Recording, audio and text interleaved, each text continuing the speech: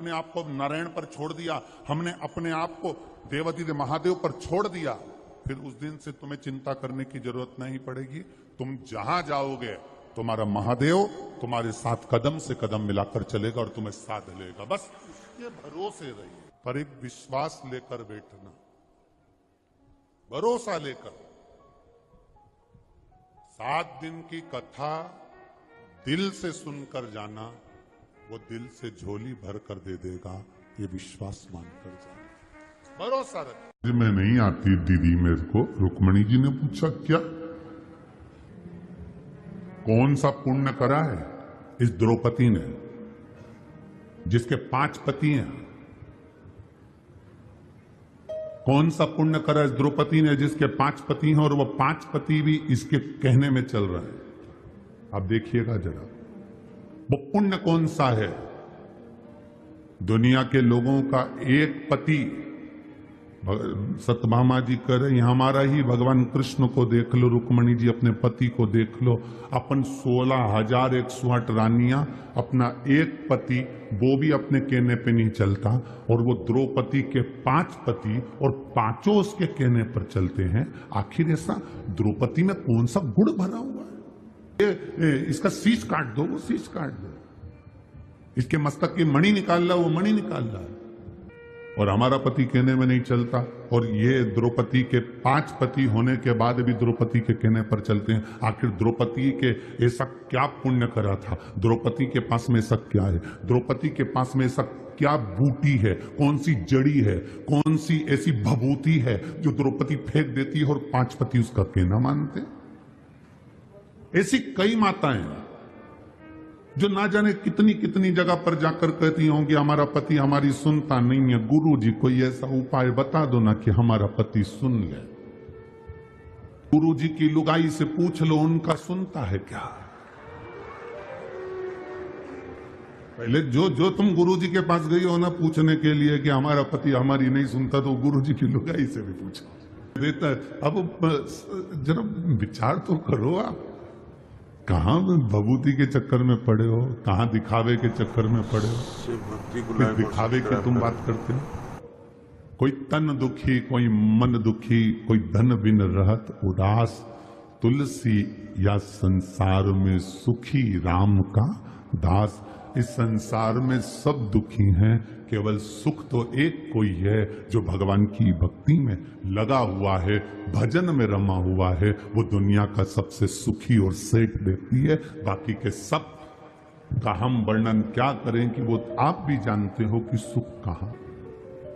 सत्यभामा जी के मन में भाव आ गया, सत्यभामा जी के हृदय में ये भाव आया कि जरा मैं द्रौपदी से पूछूंगी कि तेरे पास कौन सी जड़ी बूटी है, तेरे पास में कौन सी भभूति है, तेरे पास में ऐसा क्या है जो तेरे 5 पति तेरे कहने पर चलते हैं। जी द्रौपदी के पास गई और द्रौपदी से जाकर पूछा, द्रौपदी हमारा एक पति भगवान कृष्ण हमारे कहने पर नहीं चलते, तेरे 5 पति तेरे कहने पर चलते हैं, उसका कारण क्या है?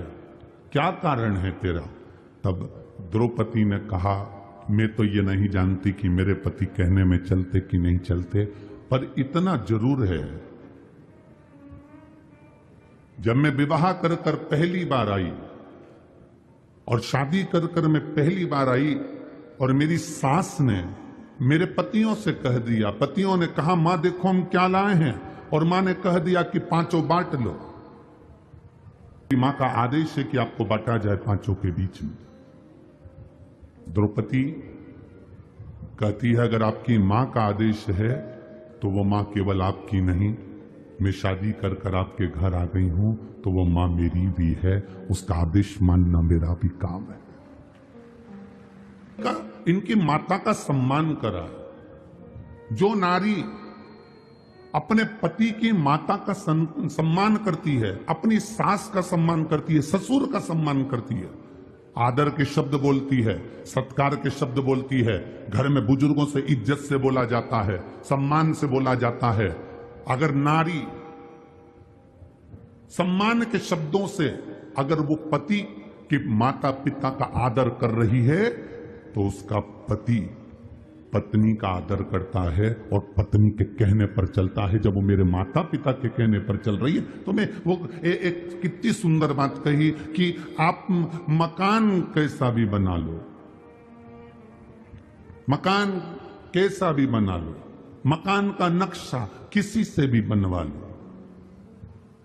मकान का वास्तु किसी को भी बताओ, मकान का वास्तु पूजन किसी से भी कराओ, मकान की पूजन किसी से भी कराओ,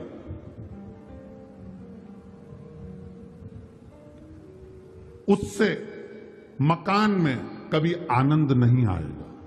मकान में बस दो चीजों का होना जरूरी है। मकान बने तब दो अच्छे मिल जाएं तो जिंदगी संवर जाती है। एक मकान बनाने वाला मिस्त्री और दूसरा घर में रहने वाली स्त्री। अगर ये सही हो गए तो मकान सही होगा। दो चीजें अगर सही है, वास्तु वाले ने वास्तु बता दिया, नक्शे वाले ने नक्शा बना दिया, पूजन कराने वाले ने पूजन करा दिया, गार्डन लगाने वाले ने गार्डन बना दिया, इंटीरियर डेकोरेशन वाले ने डेकोरेशन कर दिया, पर मालूम पड़े मिस्त्री ने ही ऊबड़ खाबड़ बना दिया तो इंटीरियर वाला क्या करेगा। और मालूम पड़े मिस्त्री नहीं, मालूम पड़े छत की ढाल सही नहीं दी और पानी अंदर भरा गया तो फिर मकान का क्या मतलब है। बाथरूम बनाई, उसका पूरा पानी कमरे में आ रहा है तो मकान का मतलब क्या हुआ। नक्शे वाले ने नक्शा बनाया, वास्तु वाले ने वास्तु बनाया, पूजन वाले ने पूजन कराया, इंटीरियर वाले ने इंटीरियर करा, पर मिस्त्री और जम के बोलो। अरे छत्तीसगढ़ वाले इतने धीमे कभी नहीं बोले। मिस्त्री और स्त्री, अगर ये दो गड़बड़ हैं तो तुम्हारे मकान बनाने का किसी को भी वास्तु दिखाया, तुम कितने भी वास्तु शास्त्री को अपने घर में बुला लो, वो कह देगा यहां से सीढ़ी तुड़वाओ, यहां बनवाओ, रसोई घर इधर बनवाओ, वॉशरूम इधर बनवाओ, कितनी वास्तु बदल लो, पर दो अच्छे होना चाहिए। जम के बोलो जरा, मिस्त्री और स्त्री। मिस्त्री भी गड़बड़ निकल जाएगा, चल जाएगा, पर एक चंद्र घंटा, कुष्मांडा, स्कंदा अगर अच्छी निकल जाए तो टपरे में भी रह लेती है, और अगर चंद्र घंटा गड़बड़ निकल जाए तो टपरे भी बिकवा देती है। स्त्री और मिस्त्री आपके कहने अनुसार चलती है, आपके बताए अनुसार, और भले नहीं चले आपके कहे अनुसार, पर आपके घर में रहे तो प्रेम से रहे। जब आप पहुंचो घर, उसके चेहरे पर प्रसन्नता होना चाहिए। जब आप घर पहुंचो, उसके चेहरे पर स्माइल होना चाहिए। जब आप घर पहुंचो, पानी का गिलास आपको दे दे। आप घर पहुंचो, बना हुआ भोजन आपको मिल जाए। आप घर पहुंचो, आपके बच्चों को संभाल रही हो, माता पिता को संभाल रही हो, आपके घर में पहुंचने का मन करे। दुकान ऐसी होना चाहिए जिसमें जाने का मन करे, मकान ऐसा होना चाहिए जिसमें जाने का मन करे। अगर मकान में और दुकान में जाने का मन नहीं करता तो वो दुकान मकान किसी काम का नहीं होता। मन लगना चाहिए। मैं जिस व्यापार को कर रहा हूं उस व्यापार में मेरा मन लगे। मैं कपड़े की दुकान खोलकर बैठा हूं, कपड़ा बेचने में मेरा मन लगे। मैं किराने की दुकान पर बैठा हूं, किराना बेचने में मेरा मन लगे। मैं कोई वस्तु की दुकान मेडिकल लेकर बैठा हूं तो दवाई में मेरा मन लगे। उसी तरह घर में आप आधे घंटा, 1 घंटा, 2 घंटा, 5 घंटा, 2 दिन, 3 दिन, 4 दिन, 5 दिन गए हो, आपका मन घर में रमना चाहिए। तो ठीक है, स्त्री और मिस्त्री ये दो ठीक है तो आपका घर भी ठीक है।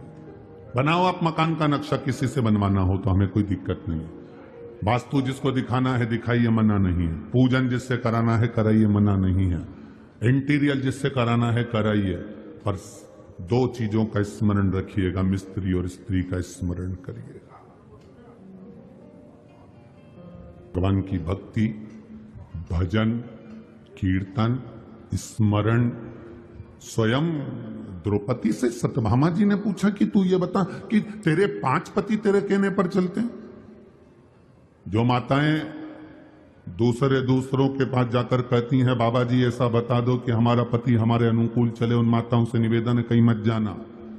तुम अपने घर में बुजुर्गों का आदर करना चालू कर दो, तुम अपने घर में बुजुर्गों का सम्मान करना चालू कर दो, तुम अपने घर में माता पिता का आदर करना चालू कर दो, तुम्हारा पति तुम्हारे कहने पर चलना प्रारंभ कर देगा। तुम आदर करो, तुम सम्मान करो, तुम सत्कार करो, तुम अगर किसी को अगर सम्मान दे रहे हो तो तुम्हें सम्मान मिलना प्रारंभ हो जाएगा। तुम आदर कर रहे हो तो तुम्हें आदर मिलना